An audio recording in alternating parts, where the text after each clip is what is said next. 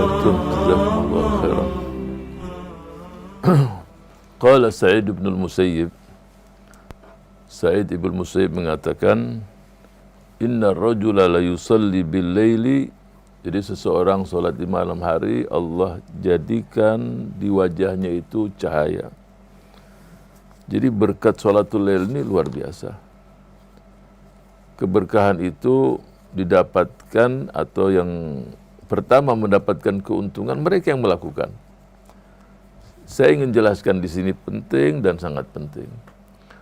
Kalau seseorang ketika melaksanakan perintah Allah merasa terbebani, dia belum mendapatkan di hatinya itu mahabbatullah. Saya kasih contoh, walillahil masalul a'la. Seseorang punya pegawai di rumah, taruhlah driver. Ketika dia datang bekerja mulai jam 8 sampai jam 4 sore. Ya udah, dia on time kerja. Tapi ada yang satu datang sebelum jam 8. Pulang di atas jam 4. Karena di hatinya itu tidak ada yang formal. Dia merasa ada sesuatu yang dia tidak hitung-hitungan. Ketika seseorang itu tidak hitung-hitungan dengan majikannya, ini contoh saja di dunia.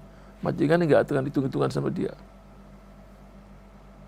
Kalau manusia dengan manusia seperti itu, bagaimana manusia dengan Allah Subhanahu wa ta'ala?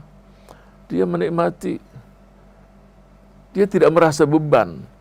Kalau sudah menikmati tidak merasa beban, semuanya jadi ringan. Beda kalau dia melaksanakan itu beban. Dia bangun beban, ini beban. Orang lain bisa melihat itu beban, tapi yang melakukan itu nikmat. Orang lain melihat sulit ya.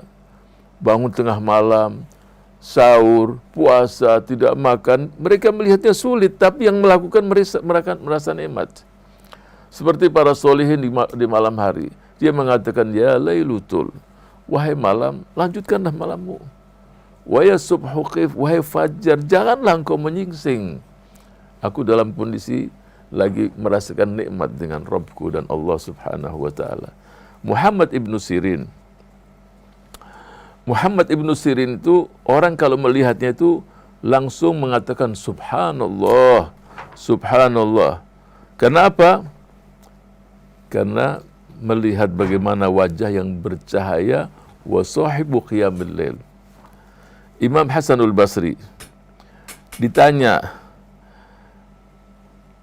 kenapa orang-orang yang bangun di malam hari itu adalah orang-orang yang sangat bercahaya mukanya.